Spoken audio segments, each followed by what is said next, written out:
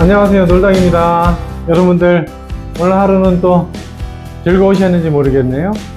저는 이제 일과가 끝나고 진료실에서 잠깐 쉬고 있는데 오늘이 7월 9일 화요일입니다. 지금 이제 장마가 시작된 지가 벌써 2주가 넘었네요. 이 장마가 오래 가다 보니까 사람들이 이렇게 좀 컴다운이 많이 되는 것 같아요. 저도 마찬가지인데 아무래도 날씨 영향을 많이 받는 것 같아요. 뭐 재미난 일 좀 없을까 뭐 그런 생각이 자꾸 들고 뭔가 일상이 되게 따분하고 권태롭고 막 그렇습니다. 일을 할 땐 일을 하고 일이 끝나면 또 뭔가 이렇게 좀 활기차고 나만의 에너지를 충전할 수 있는 그런 일들이 좀 많이 있었으면 좋겠는데 현실적으로 좀 그렇지는 않죠. 저는 지난번에 그 유튜브 영상을 이제 찍으면서 되게 놀라운 반응 중에 하나가 이 바이크에 대한 영상이 이제 지난번에 올라갔는데 의외로 저는 뭐 별 기대는 안 하고 그거를 한번 이제 편집해 가지고 잠깐 올려봤어요. 뭐 바이크 좋아하시는 분들도 많지도 않고 과연 누가 뭐 이렇게 바이크에 대해서 좀 시청을 하실까 궁금했는데 되게 놀라운 반응이 있었습니다.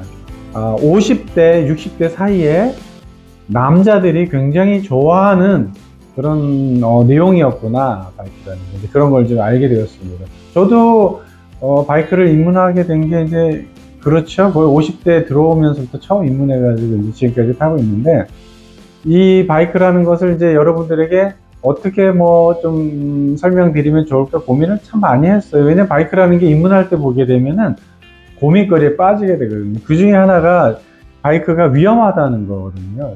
저도 뭐 사실 그런 얘기를 많이 들었겠죠. 저희 와이프도 또 걱정도 많이 하고 또 주변의 친구들도 걱정들도 많이 하고 그랬었거든요. 이런 제가 여기 바이크 모형을 갖다 놨는데 이런 바이크를 탈 때 어떻게 하면 안전하고 그 위험을 낮추면서 오랫동안 이런 재미있는 취미 생활을 할 수 있을까, 그런 것들에 대해서는 이렇게 많이 알려진 게 없더라고요. 그래서 오늘은 지금 뭐 비가 오고 장마철이다 보니까 이제 이 MR을 세워놓고 나서 계속 이제 잠만 자고 있는데 이럴 때는 이제 상상을 하는 거예요. 어쩌면 장마는 언젠가 끝날 거 아니에요. 좋은 계절이 올 텐데 그때 왔을 때 내가 어떻게 하면 이 MR을 좀 안전하고 재미있게 타면서 오랫동안 탈 수 있는 그런 방법이 없을까, 그런 것들을 이제 미리 숙지해두고 익혀놓으면은 막상 여러분들이 입문하거나 초보자들이 타게 되었을 때 안전하게 탈 수 있지 않을까 하는 생각에서 오늘은 그 얘기를 좀 다뤄보려고 합니다. 여러분들, 자, 지금 밖에는 비가 오지만 머릿속에 상상의 나래를 펴고 우리 라이딩을 하러 갑시다. 이불 밖은 항상 위험하지만은 아는 만큼 또 안전해질 수도 있는 겁니다. 우리 바이크를 안전하게 타는 방법을 배우러 가시죠.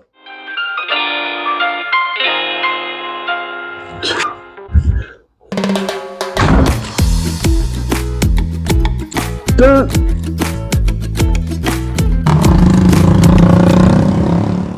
이게 뭐 하는 시츄에이션이냐고요? 이게 지금 놀다기 한동안 바이크를 못 하더니 지금 제정신이 아닙니다. 정신이 나갔어요. 자, 여러분, 놀다기입니다. 밖에 비가 내려서 바이크는 탈 수 없지만은 상상만큼은, 기분만큼은 뭐 어디론가 이렇게 확 가버릴 수 있을 것 같은 그런 마음이 드네요, 여러분. 상상하는 건 자유잖아요? 상상하는데 돈이 들어가나요? 상상하는데 뭐 위험한 게 있나요? 그냥 한번 오늘 날이 하도 꿉꿉해가지고 별난 짓을 한번 벌려봤습니다, 여러분. 양해 부탁드립니다. 다시 제정신 차리고 오겠습니다. 죄송합니다. 제정신을 차리도록 하겠습니다. 오늘 제가 좀 이상하네요, 해도.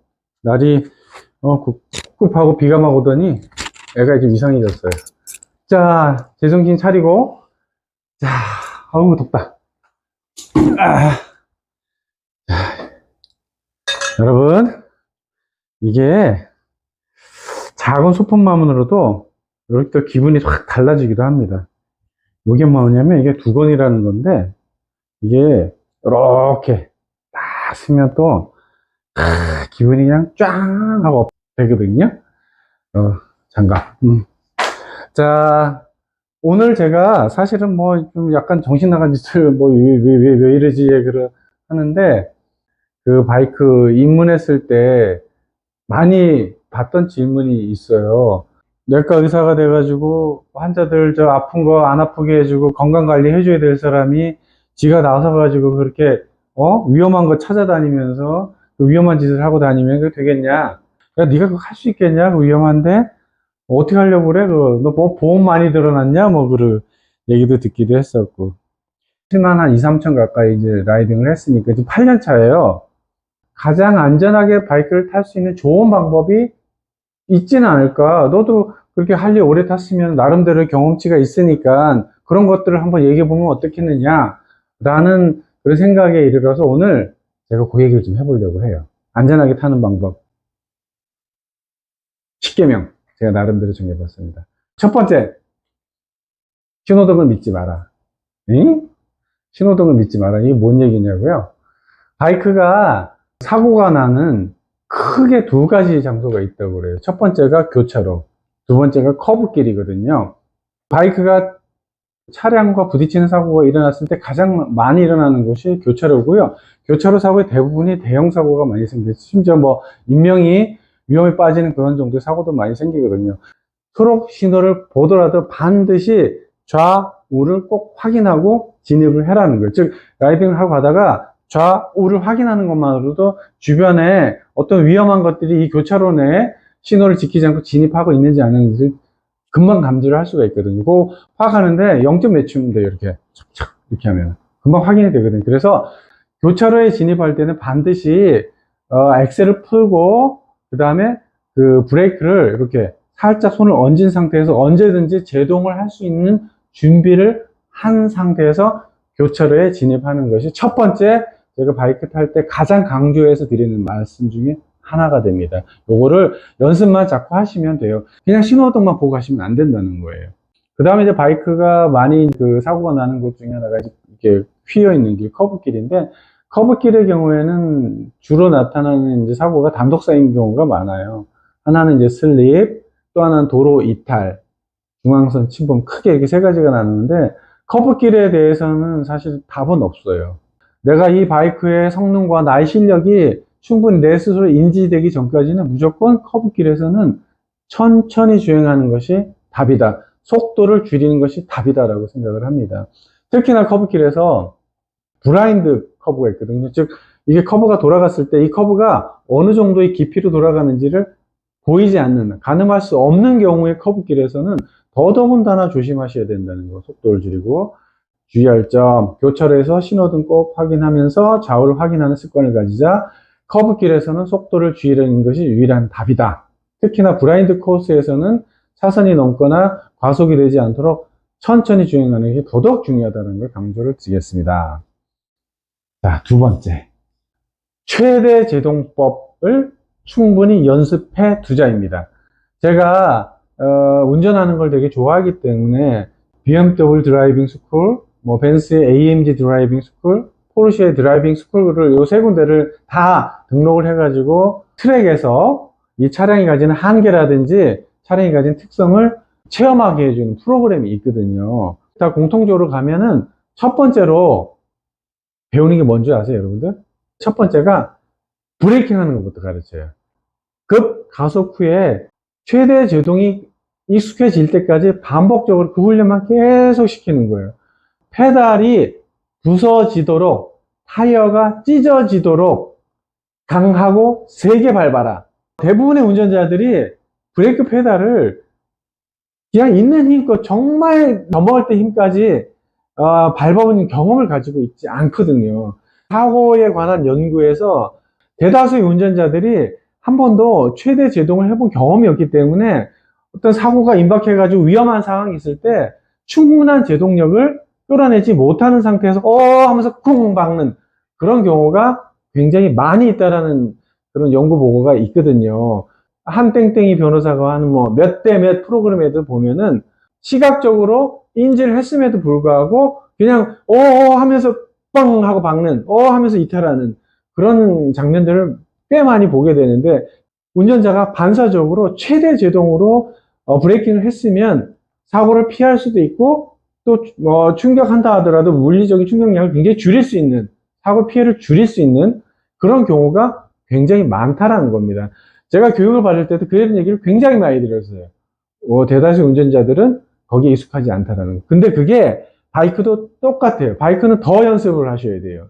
스스로가 넓은 광장이나 넓은 도로에서 어느 정도 속도에서 내가 어느 정도 제동을 강하게 했을 때 어느 정도의 거리 쓰고 내가 그 안에서 최대 제동을 이끌어낼 수 있는가라는 거를 스스로가 꼭 자꾸 연습을 해보시길 추천을 드려요. 저도 바이크가 어느 정도 익숙해진 다음에 제일 먼저 한 것이 쭉 넓은 도로에 가다가 이제 차량이 없으면 넓은 길에서 나 혼자 있을 때 한번 강하게 제동을 걸어보는 거예요.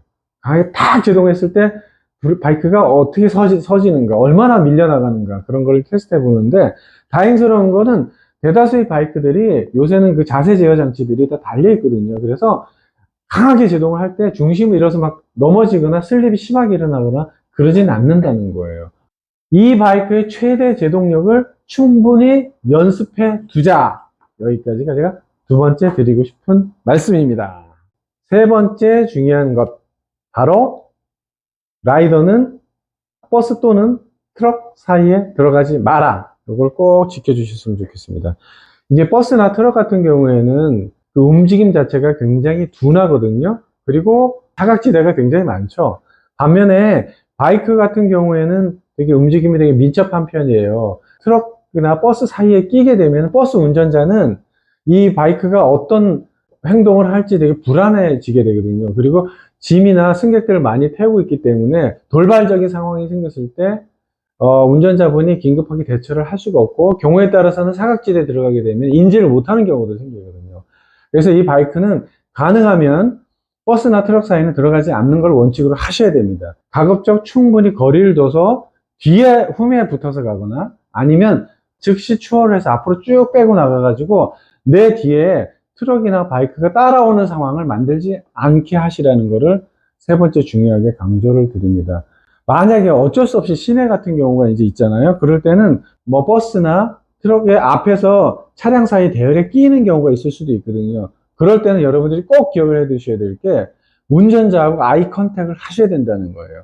아이 컨택을 하시고 혹시나 운전자가 휴대폰을 자꾸 보고 있는 건 아닌지, 너무 주의가 산만하지는 않은지, 졸고 있지는 않은지를 사이드 미러나 이런 걸 통해서 꼭 이렇게 확인을 하셔가지고 이렇게 보면 보이거든요. 이렇게 운전자가. 그리고 나한테 어느 정도의 거리를 두고 따라오는지도 이렇게 보셔서 운전자가 산만하거나 집중력이 떨어져 있다고 판단이 되시면은 어쨌든 그 자리를 이탈을 하셔야 된다는 거예요.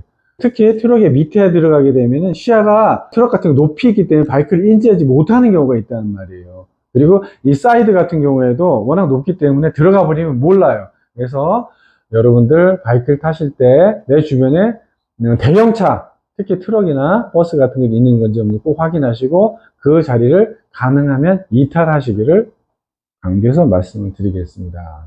그 다음에 이제 네 번째부터는, 여기서부터는 이제 뭐 이렇게 어려운 얘기들은 아니에요. 자동차의 사각지대에 들어가지 마라 이거예요.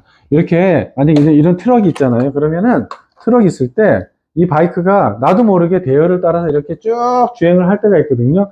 이 바이크가 이렇게 후측방 이런 상태에서 이렇게 되게 되면은 라이더는 이 차가 굉장히 시야가 좋기 때문에 잘 보이지만 이 드라이버 운전자들은 뒤에 바이크가 있는지 인지하지 못하는 경우가 많거든요. 특히 이렇게 봤을 때 아무도 없냐고 이렇게 차선을 이렇게 싹 변경할 때 순간적으로 바이크 라이더가 놀래면서 핸들 급조작이나 이런 걸 통해서 위험한 상황에 빠지는 경우가 있을 수 있다는 거거든요. 그래서 즉 내가 라이더 입장에서 봤을 때 앞쪽, 양쪽 사면에 차가 있을 때는 내가 사각지대에 들어가 있구나 라는 걸 꼭 인식을 하시고 항상 그 대열을 앞으로 나가시거나 뒤로 빠지면서 사각지대에 들어가지 않도록 드라이빙을 하셔야 되는, 속도를 이제 조절을 하셔야 되겠죠.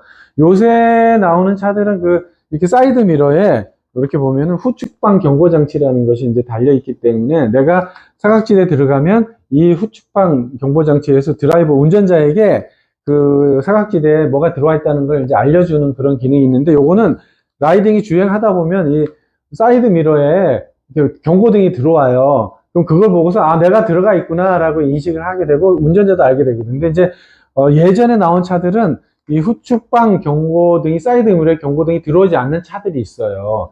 이제 구형 같은 경우죠. 옛날 차들. 그랬을 때는 꼭 내가 보시고 그 자리를 회피하셔야 된다는 거. 요걸 또 강조해서 말씀드립니다. 저도 자, 다섯 번째, 요거는 제가 이제 국도 주행이나 장거리 주행할 때 뭐 종종 경험을 한 일이지만은 국도를 쭉 가다 보면 이 앞에 이렇게 트럭들이나 버스들이 쭉 가거든요. 그럼 나는 이제 뒤에서 이렇게 쭉 따라가는데 이 앞차에서 돌방이 날아오는 경우가 있어요.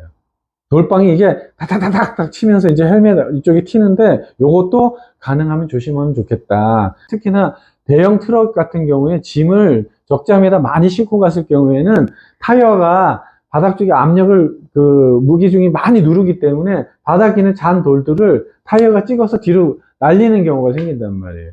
그래서 또 같은 거 다닐 때 앞에 대형 트럭인데 적재함에 뭐 막 잔뜩 싣고 가는 차가 있다 그러면은 항상 머릿속에 아, 뭐가 날아올 수도 있겠다. 심지어는 그 모래알 같은 게 튀면서 눈에 이물질이 들어가는 경우도 있거든요. 그래서 이제 라이딩 할 때 고글도 써야 되고 헬멧 쉴드도 가리고 해야 되거든요. 그래서 이제 그런 거는 좀 조심하면 좋겠다는 게 이제 다섯 번째예요. 그래서 앞에 대형 트럭이 가면은 그때는 신속하게 이 차량 옆으로 추월해서 앞으로 나가시는 게 좋아요. 추월할 때 조심하셔야 될 게 대형 트럭 같은 경우에는 차량 가까이 붙게 되면은 와류가 생겨요. 와류가 생기면서 주행풍에 의해 가지고 바이크가 순간적으로 중심에 영향을 줄 수 있는 그런 바람들이 생기거든요. 그래서 우리가 이렇게 바이크가 쭉 따라가다가 추월 나갈 때는 충분히 이렇게 충분히 벌려서 이렇게 이런 식으로 추월해 나가시기를 추천드리고요. 항상 추월은 가능하면 신속하고 빠르게 추월하는 것이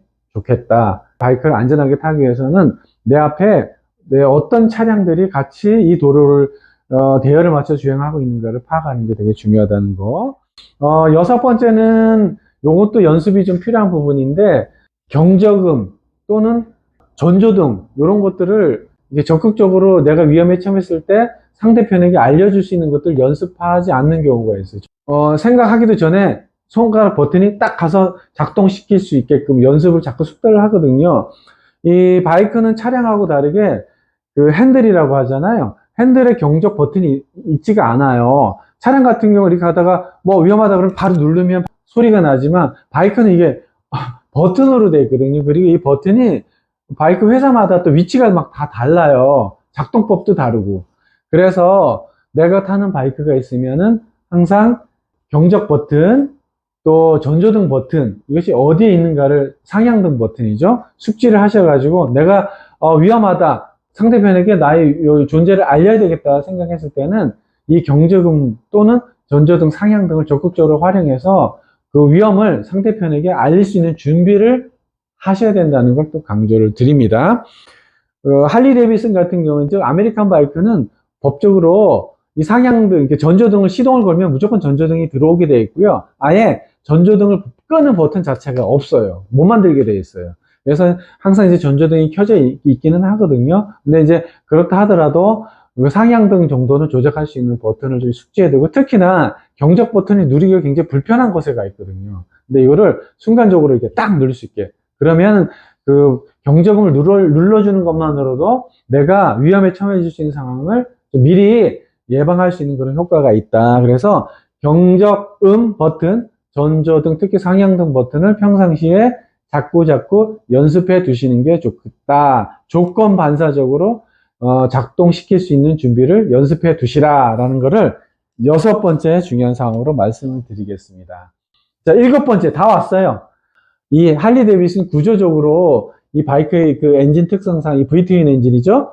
이게 고회전으로 엔진을 돌릴 수가 없고, 고회전을 돌릴 수 없다는 얘기는 마력에 근거한 고속 주행을 하기가 좀 어렵다는 그런 의미거든요. 즉 토크 위주 주행을 할 수밖에 없는 그런 특성을 가지고 있다는 걸 이제 말씀을 드렸는데, 할리 데이비슨이 주는 장점이 속도 경쟁을 잘 안 하게 하는 그런 특성이 있어요. 이 바이크 자체 특성이. 물론 얘도 속도를 내려면 충분히 속도는 나지만 일반적으로 우리가 고속 투어러라고 하는 저머니나 재팬 바이크보다는 아무래도 속도 경쟁에서 불리한 부분들이 많이 있거든요. 저는 바이크 타는 그 본질이 뭐냐? 삶의 여유로움을 느끼고 싶어서 하는 거잖아요. 자유로움을 느끼고 싶어서 하는 거잖아요. 저 같은 경우에는 이렇게 국도나 장거리 여행 갈 때 저보다 빠른 바이크 대열이 눈에 딱 들어오면 전 무조건 옆으로 비켜줘요. 그리고 수신호를 통해서 앞으로 나가시도록. 그래서 제가 그분들이 주행하는데 방해가 되지 않도록 양보를 항상 하거든요. 그래서 제가 바이크를 타는데 제가 추월한 바이크는 거의 못 본 것 같아요. 스쿠터조차도 저를 추월해서 나가니까. 근데 저는 그거를 스트레스를 전혀 안 받아요. 바이크라는 것 자체가 본질적으로 속도의 문제가 아니라 여유로움의 문제가 에어레이션이 즐기기 위해서 바이크를 즐기는 거거든요. 그래서 여러분들은 속도보다는 이 라이딩의 본질적인 여유로움을 즐기는 라이딩 스타일을 가지셨으면 좋겠다라는 부분을 추천을 드립니다. 여덟 번째, 너무나 당연한 건데, 이제 안전장구 착용인데, 뭐, 헬멧은 뭐, 기본 중에 기본, 이런 라이딩 자켓, 이렇게 패드들이 들어가서, 혹시나 충돌이 있을 때, 완충시킬 수 있는 패드들이 들어가 있는 라이딩 자켓, 보호대, 장갑, 고글, 그리고 또 하나 제가 강조해서 말씀드리는 거는 형광조끼예요.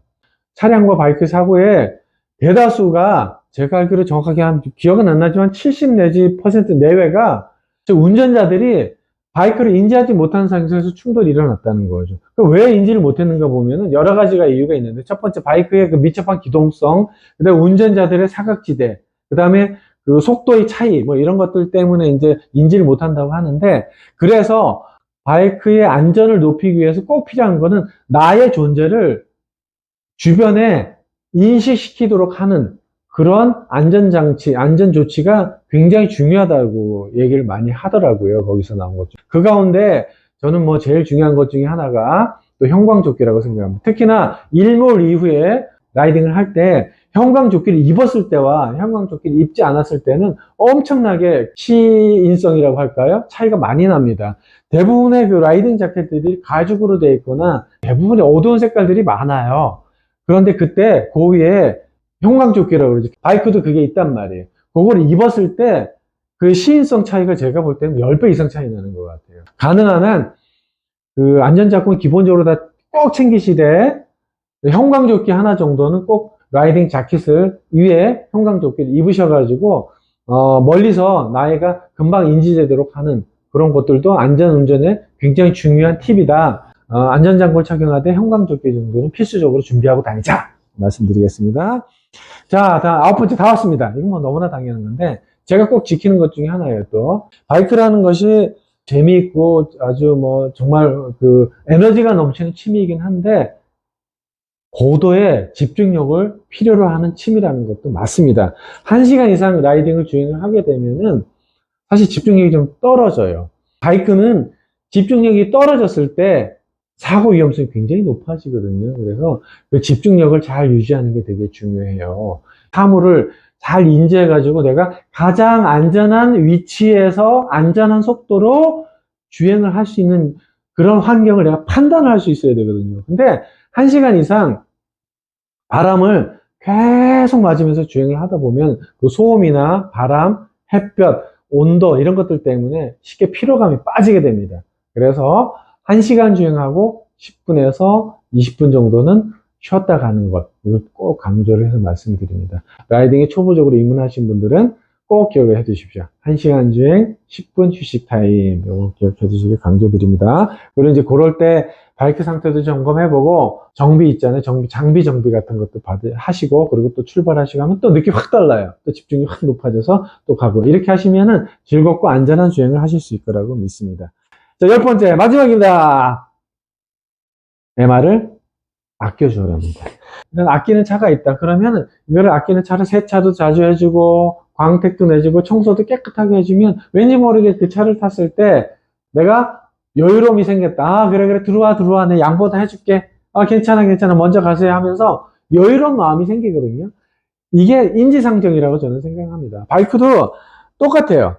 안전운전의 시작은 나의 MR을 관심 있게 아껴주는 마음으로 타는 것. 그랬을 때 내 마음도 여유로움이 생기고 또 이렇게 뭔가 좀 즐거움도 생기고 다른 사람한테 배려하는 마음도 생기지 않을까 하는 그런 생각이 듭니다. 안전운전의 시작은 나의 MR을 아끼는 데부터 시작한다. 이것이 제가 여러분께 드리는 10번째 팁이었습니다.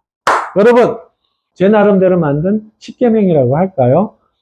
제일 좋은 취미라는 거는 오래 가는 취미라고 저는 생각을 합니다. 아드레날린 나오고 막 착착 즐겁고 하는 것들인데, 그런 것들을 짧은 시간만 누릴 수밖에 없는 그런 거라면은 저는 뭐 좋은 취미라고 생각하지는 않아요. 위험하다 하는 것은 내가 얼마만큼 거기에 대해서 알고 얼마만큼 내가 지식과 연습을 하고 있느냐에 따라서 위험한 것도 경우에 따라서 되게 안전한 또 그런 운송수단이 될 수도 있고 안전한 취미가 될 수도 있는 거거든요. 비행기라는 거 여러분 얼핏 생각하면 얼마나 위험해요. 100톤, 200톤 막 이런 것들이 하늘로 날아다니는 건 상상만 해도 위험한 일이잖아요. 하지만 지구상에서 탈 것 중에 가장 안전한 것이 또 비행기이기도 하거든요. 그건 뭐냐면은 그 비행기를 안전하게 만들기 위해서 얼마나 많은 사람들이 연구와 노력과 연습, 그리고 그 프로가 되기 위해서 애써왔던 그런 것들이 누적되어 오면서 우리가 이렇게 지금 안전하게 누릴 수 있는 그런 운송수단이 된 거거든요. 저는 바이크도 그렇다고 생각을 합니다. 나름 오해가 되게 많아요. 근데 제가 말씀드린 적어도 한 10가지 정도만 좀 숙지하고 연습하면서 여유롭게 시간을 가지고 익숙해지면 저는 뭐 되게 안전하게 탈 수 있는, 굉장히 재미있게 탈 수 있는 그런 하나의 취미가 되지 않을까 생각을 합니다. 여러분, 오늘 제가 말씀 많았는데, 자, 장마는 곧 끝날 겁니다. 비는 그치는 날이 올 거예요. 그럴 때 길에서 만났을 때 우리 라이더들 인사 잘 하잖아요. 서로 인사하면서 반갑게 눈도 마주치고 하면서 라이더들의 라이프들을 좀 즐길 수 있는 시간들을 가지시길 바랍니다. 자, 여러분, 오늘 놀다TV 여기서 마무리 짓겠습니다. 자, 편안한 저녁들 되시고요. 다음에 좋은 계절에 또 다시 뵙겠습니다. 감사합니다. 안녕히 계십시오.